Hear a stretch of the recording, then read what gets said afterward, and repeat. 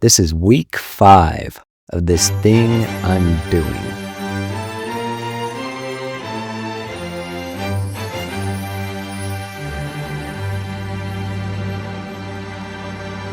I got a job at Taco Bell this week. Taco Bell! I'm still keeping up with the projects though, for sure. This week was a lot of tweaking and fine-tuning, especially with Maya. Been hitting a lot of roadblocks recently, which is a good thing. Also, I thought it might be good to show you my drawing tablet. I got this about 2 years ago. My dilemma was I didn't have a drawing tablet of any sort. Also didn't have a lot of money to throw around. So looking at cheaper options on Amazon, I found the XP Pen Deco, a drawing tablet without a screen. It takes a fat minute to get used to, but once I did, I had a cheap, versatile drawing tablet that required no batteries in the pen, and I just plugged it into my laptop. It's low-key just black magic. I have 3 presets that I swap between to use the XP Pen. I have one preset for a sprite, one for Armour-Pain, and one for Clip Studio. Genuinely no complaints about the XP Pen Deco.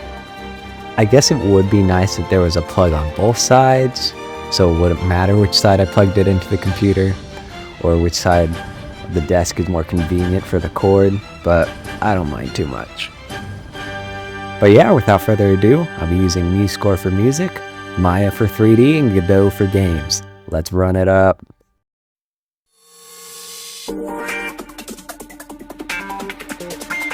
Last week, I was a little too harsh on MuseScore. When I finished editing the video, I realized I was actually pretty good, all things considered, what I put out that week. So this week, I was actually super ready to dive back into Muse. Something that I'm working on is getting better at transitioning between melodies. Listened to music more intently recently, just with music and soundtracks. And I've noticed that the melodies kind of stay consistent throughout it, and when they take something away, they still have some through line, something consistent between how it was before and how it is now. That helps the music to just keep evolving in order to justify bringing new things into it. Keeping the idea in mind, I really tried to give my music more of a constant melody and a beat throughout. It was a lot of experimenting, especially with mixing. There are so many things that could be the focal point of a composition on their own. But if I try to give everything the spotlight, if everyone tried to be the main character of the group,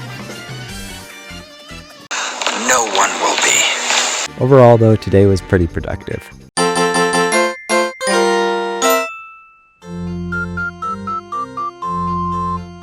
I did quite a few things before diving deep into new software I'm using, or trying to use. I made the hem of the jacket and I tied it around Gravetaur's waist.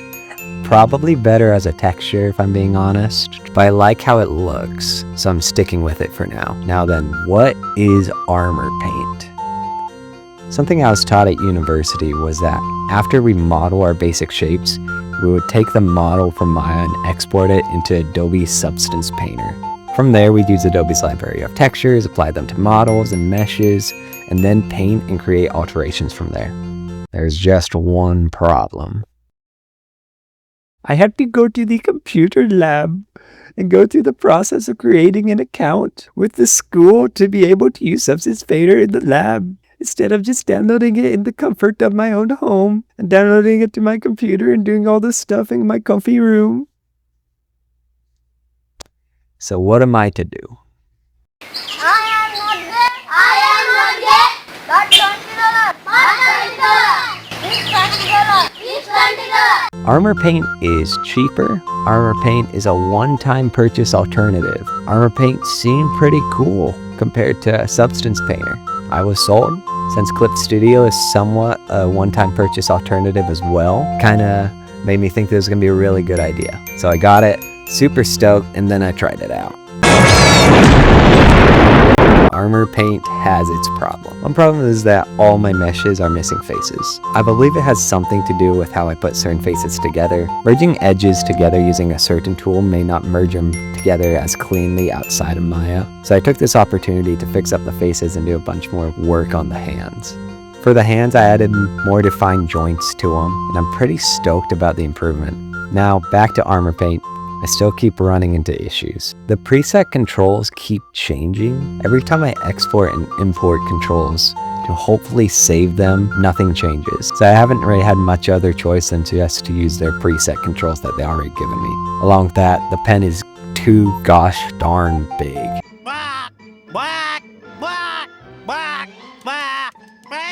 I tried increasing the size of my models to hopefully make the pen and Armour-Painter smaller, but that didn't do anything, so it was a waste of time. So I said, screw it. I've used Mario Paint to make music. I can use Armour-Paint for painting. Limitations breed creativity. And if my boy David Wise can make aquatic ambience with a Super Nintendo, surely I can do this. I'm doing it! I'm doing it! Yeah! I can't do it! I can't do it, Squidward!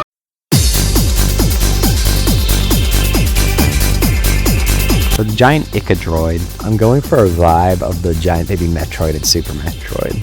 So I scaled up a normal Ichadroid reference and then added a bunch of details. Now sure, I could just have a giant Ichadroid with the same basic sprite, since I don't really plan on having extra attacks for this giant variant. However, it's painfully obvious when a sprite is scaled up and doesn't have the same border consistency as compared to the main character Phillipon. So this is just going to be the right move, and it means I can add a bunch of more detail. Initially I made it super textured, but then it just looked weird, like an elderly Ichadroid instead of just a giant version I was kind of going for. So I ended up scrapping a few of the extra details, and I think it was the right move. I'm using an old bridge sprite from Bracky's video for a while now, so I decided I'm going to design my own. Nothing crazy, might change in the future, we'll see. I then got started on the tile map for the second area of the game. It's going to be a lab of some sort, so I'm adding variation to it, while keeping a similar color scheme to the Ichadroids and the Raichi enemies. It's good stuff.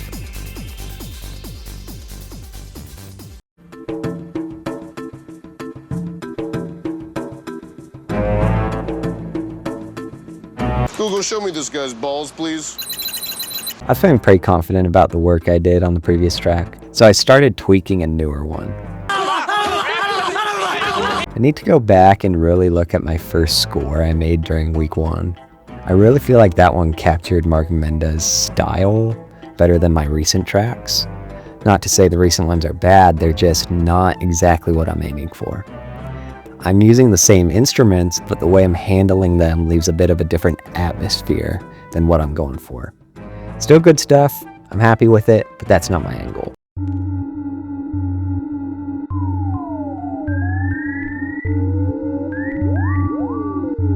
No one hears a word they say.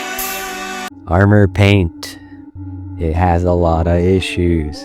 As I mentioned before, the paintbrush is too large. I can hardly customize my controls to match Maya's without Armour-Pain forgetting them the next second. But to top all that off, it doesn't work quite as well with Maya. Now, let me give you the lowdown. In Maya, you often use 3 things to make a texture. These are called maps.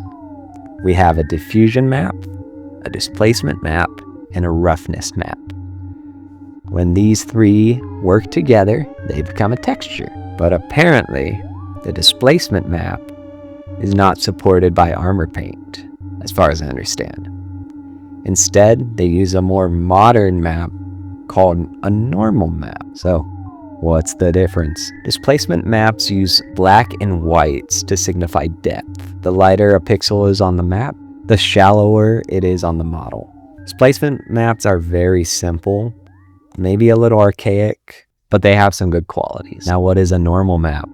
Basically, I need the apple. Don't eat that apple. I'll eat the apple. Do not eat that apple.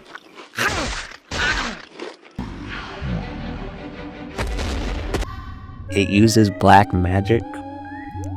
I don't know how else to describe it. Frankly, I'm gonna need a lot more time to tinker with Armour-Pain before it's useful. For now, it'll have less use, to be sure.